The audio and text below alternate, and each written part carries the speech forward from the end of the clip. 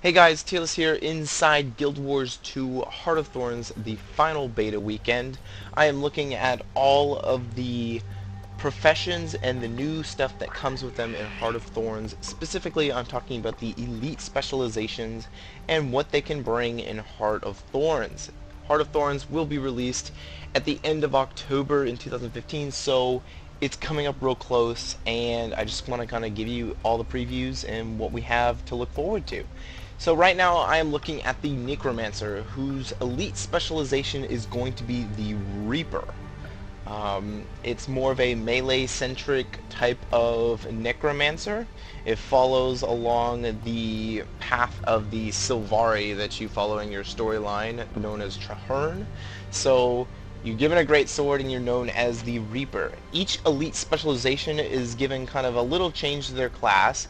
They're given a new weapon to work with, which in this case is a great sword, and they are also given a new set of utility skills, which for the Necromancer are shouts.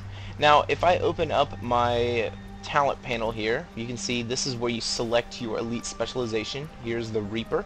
The first minor talent always explains what you get new in the elite specialization. So Shroud Knight, you can equip great swords and use Reaper shouts, and Death Shroud is replaced with Reaper's Shroud, which has more melee oriented skills. So I'm going to go through the new great sword skills, then I'll go through the Reaper skills, and then I will go through the shouts, and then finally I will go through this specialization tree so you can see what the different talents are.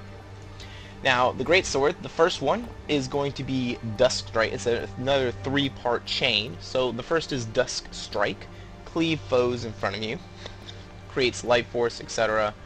Necromancers should be accustomed to this.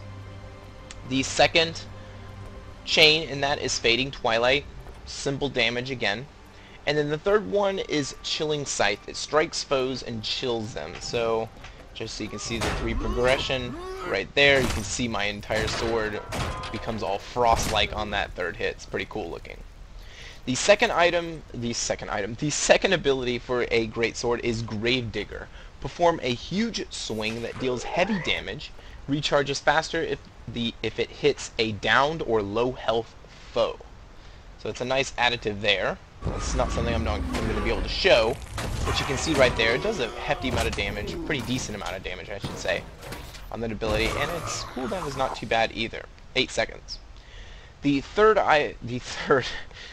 ability for a Necromancer is Death Spiral. Conjure a drill of dark energy on your blade and rend the armor of foes in front of you. So deals damage and puts a lot of vulnerability stacks on the target. So I'm going to use it right here. You can see I have kind of like a little charge up, and then I go through and deal even more damage. So pretty cool. And as you can see, just the auto attacks on this greatsword are doing massive damage to the target. So this is something completely different for a Necromancer. The fourth is Nightfall. Call down a growing column of shadow that damages and conditions foes every pulse. Now the conditions are blindness and cripple, and you can see how this thing grows. It's actually really cool. I'm going to be somewhat, I think about right here, it'll hit it after the third or fourth tick. But I'll use it right here. You can see it's pretty big, and it gets bigger, and it gets bigger, and then the last tick gets really big, and I hit it there at the very end. So it gets bigger and bigger. It's actually kind of a cool different type of ability that they have in the game. The last ability for Greatsword is Grasping Darkness. Conjure claws of darkness from the shadows to attack foes, applying condition to them and pulling them to you. Gain life force for each struck foe. So I'm going to be back here. I'm going to use this, and it's going to snap back to place because it's got an auto-centering location. But as you can see, I can pull it here, and then it goes back to place. So you got kind of like a little grip there to pull enemies towards you. Now, to take a look at Reaper's Shroud, I'll go ahead and enter the form. The first is a chain. Cleave foes in front of you. The skill inherits traits from Life Blast. So, as you can see there, I got this awesome Scythe looking thing. I mean, this is a really cool art for this. As you can see right here, that's the chain progression for it. The second is Death's Shard. Slide forward, destroying projectiles in your path. Blind foes at your destination. This skill inherits traits from your dark path. So, as you can see right there, swirling scythe, pretty cool. Infused Terror, shroud yourself with dark armor that grants stability every second. You may shatter this armor to fear foes around you. So there we go. And then I shatter it, and there's the fear right there. You saw him turn around. Soul Spiral, spin and damage nearby foes, applying a condition to each strike. The skill inherits traits from the Life Tancer. So I ran out right there. Let me go ahead and build up more of the life force here, so I can show you more of the Reaper skills. I was hoping to show it all to you in one go, but I was not reading fast enough. So we'll build them up right here pretty quickly. That should be enough for the time being. So let's go ahead and use this Soul Spiral. There we go. Spin damage nearby foes, applying condition each strike. The skill inherits traits. So it deals a lot of poison damage and a lot of regular damage. The last is Executioner's Scythe. Deliver a power overhead strike to stun the single target. Deals more damage the lower health the target is and leaves behind a field of ice. It looks like I activated it right there at the very end. I didn't get a chance to show it to you. So when it comes back up, we'll pop right back in and show you. And here we go. There we go. And it even puts a combo field of ice on the ground. Ice combo fields are not common, so that's actually a nice additive to have a part of the Necromancer kit. There are some rare combo fields out there, such as lightning and ice, and anytime you can provide one of those and people understand what to do with those combo fields, it's really great. So the utility skills, as mentioned at the very beginning, that you get with becoming a Reaper are your shouts. So your first shout is your healing shout, I should say, is your soul is mine. Heal yourself, gain life force, and strike foes around you, absorbing additional life force from each foe struck. So go ahead and use it here. There's the shout, and there's almost no damage at all. Really, it's just the life force that you get. You are all weaklings. Damage foes around you and gain boons. Inflict conditions on struck foes and gain boons per foe struck. So you can see weakness is the condition you give out, and the boons you gain are might, and might per hit. So there you go right there. There is Suffer, damage foes around you and chill them. Transfer conditions to each foe you strike.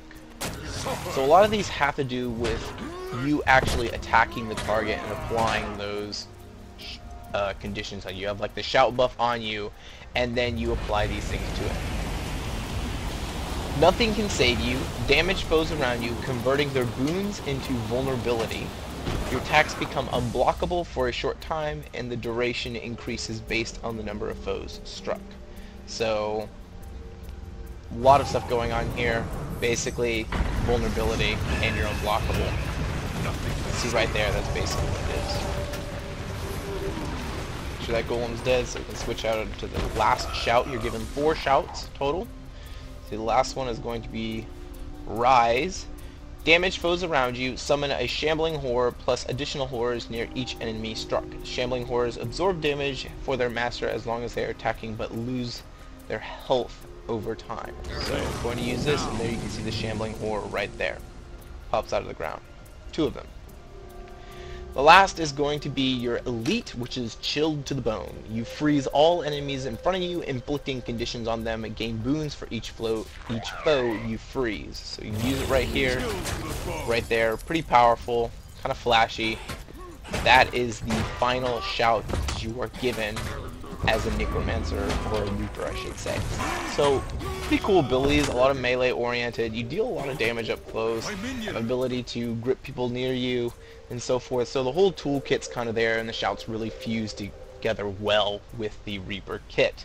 And not to mention that the Reaper form right here is actually really cool looking. I mean, that's a really cool form right there. So, taking at the talent tree, the last thing we're going to look at here, I already explained that the first talent basically, shows you what you're getting with the elite specialization of the Reaper. So there's the Shroud Knight. Your first group of 3 abilities are going to be your Augury of Death. Your shouts siphon health and recharge faster for each foe they hit. The second is Chilling Nova. Critical hits against chilled foes cause an explosion that chills adjacent foes. So just keep in mind that your first Your number 1 chain progression does apply a chill at the end, so that will work well with that. Relentless Pursuit reduces duration of movement in pairing conditions, additional reduction while in Reaper form, so that applies to immobilize, cripples, and chills. Your next minor is Shivers of the Dread. Whenever you inflict fear, you also chill. So there was an ability in there, I believe it was a Reaper ability, number 3, that allows you to fear your foe. So that will work well with that. In your next grouping here, you have Soul Eater, reduces recharge on Greatsword skills, and Gravedigger steals health if it hits. So Gravedigger is your second ability right here on Greatsword. Chilling Victory, striking a chilled foe grants might and life force. So pretty basic explanation there. Once again, it's applied to chilled, so being able to go through your progression and get that chill off for a Reaper is becoming important through the talent tree if you want to build that way. Decimate defenses. Striking a foe with vulnerability increases your critical hit chance. Now remember, there are a lot of abilities throughout here that will apply vulnerabilities, such as Death Spiral. So that will work well with that. Cold Shoulder. This is your third minor. Chills last longer, and chilled foes deal less damage to you. So this is really nice to have. Reaper really kind of plays together with having chilled movement, etc. So you will want that chilled uptime as much as possible if you plan on going Greatsword Reaper. In your last tree here, you have a Blighter's Boon. Gain life force when you gain a boon. If you are in Reaper's Shroud, gain health instead.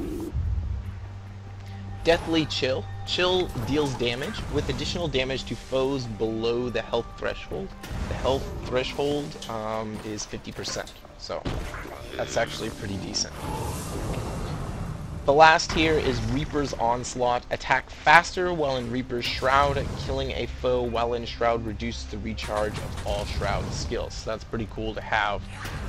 Reaper sounds like a very unrelenting type of ability to have, a little bit different from the old Shroud. I really like it. It's a lot of fun. So that's all of the talents for a Reaper, Greatsword Reaper. A lot of fun for the Necromancer to have a type of melee kit like that. It's built all around your chills and your vulnerabilities, etc. So just take note of that. But otherwise, a lot of fun, a lot of stuff to do here with the Greatsword Reaper in Guild Wars 2 Heart of Thorns. So that's everything. I hope you guys enjoyed everything in this video, and I hope to see you guys in other videos. Otherwise, cheers out. See ya.